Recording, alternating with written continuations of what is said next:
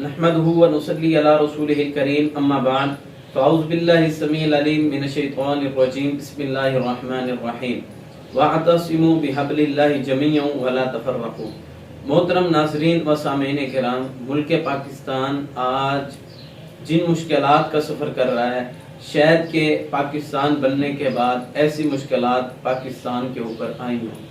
पाकिस्तान में आए रोज़ महंगाई ज़्यादा से ज़्यादा होती जा रही है, पेट्रोल बढ़ता जा रहा है, डॉलर बेकाबू हो गया है, गरीब परेशान हाल हो गया है। हर बंदा और हर महकमे का बंदा जो है वो इस वक्त बहुत ही ज़्यादा परेशान हाल है।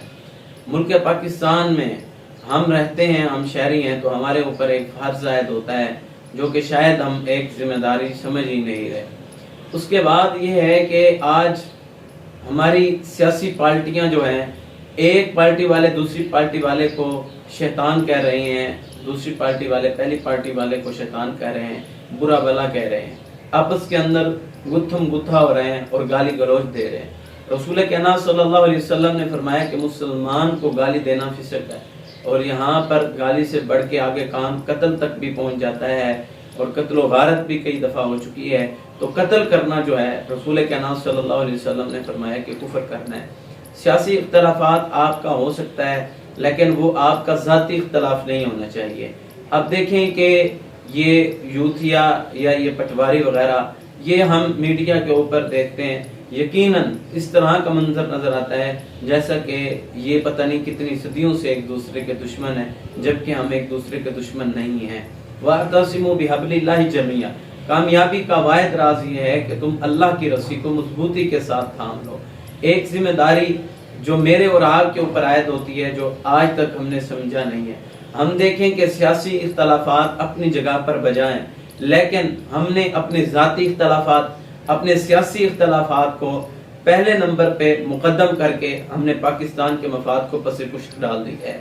आज हर पार्टी ही ऐसे नज़र आती है जिसकी वजह से आज पाकिस्तान ज़िवाल की चक्की के अंदर पिस रहा है और ऐसी खाइयों के अंदर जा रहा है शायद कि यहाँ से लौटना हमारे लिए इंतहाई मुश्किल का सबब। अब देखिए कि तमाम हम लोग मुसलमान होने के नाते, सियासतदान, हमारे इदारे और हम मुस्लिम कौम क्या एक बात पे मुत्तफिक नहीं हो सकते?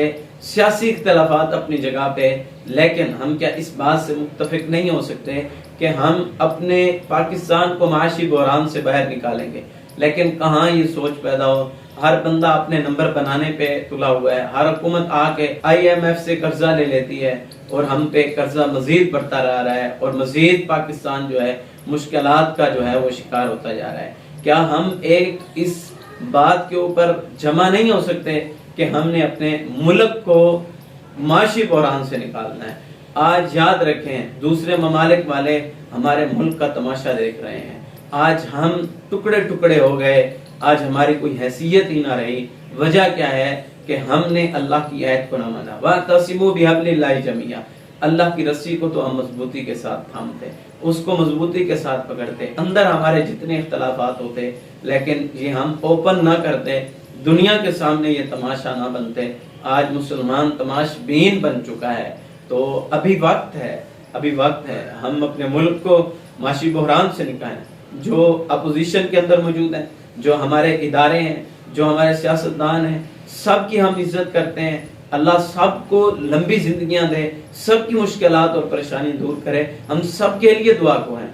लेकिन हम एक गुजारिश ज़रूर करेंगे कि इस मुल्क के मफाद को मुकद्दम करें, अपने ज़ाती इख्तलाफ को, अपने सियासी इख्तलाफ को, अपने पार्टी के इख्तलाफ को एक मरतबा पीछे डालें, दूसरे नंबर पे लेके जाएं, पहले नंबर पे पाकिस्तान को लेके आएं।